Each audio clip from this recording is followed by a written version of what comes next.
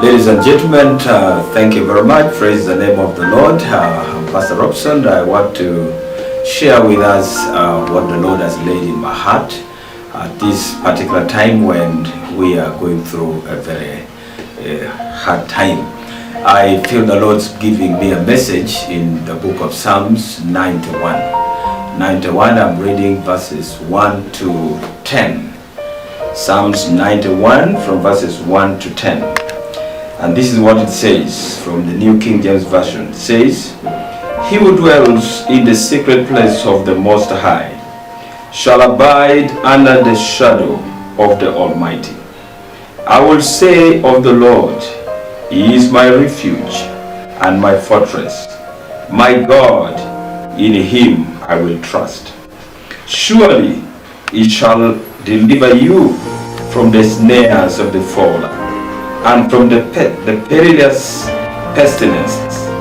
He shall cover you with His feathers, and under His wings you shall take refuge.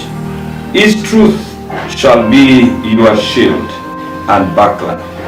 You shall not be afraid of the terror by night, nor of the arrows that flies by night, nor of the pestilence that walks in darkness, nor of the destruction that lay waste at noonday." Verse 7 is very, very interesting, my dear friends. And this is what it says. And I want to say that this should be a message to each one of us. 1,000 may fall at your right side, and 10,000 at your right hand, but it shall not come near you. Only with your eyes will you see and look the reward of the wicked. This is the word of the Lord. I want to major mainly on verse number 1, which talks about dwelling place. David in this scripture says, "He who dwells in the secret place of the Most High shall abide under the shadow of the Almighty."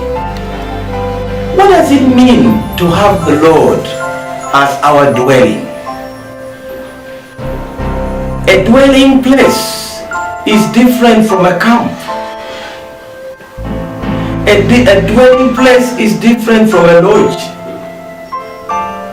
A dwelling place is different from where you just take refuge.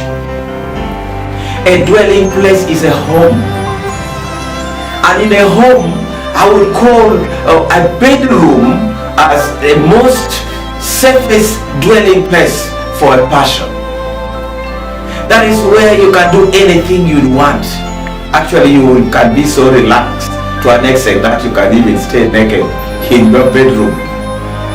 In your bedroom, you have all your valuables. The only place that you can be more safe in is in your bedroom, within your house. David is saying here that he who dwells in the sacred place of the Most High, in other words, he who makes the Lord his dwelling place, he who makes the Lord his home, he who does not just relate with the Lord as a visitor.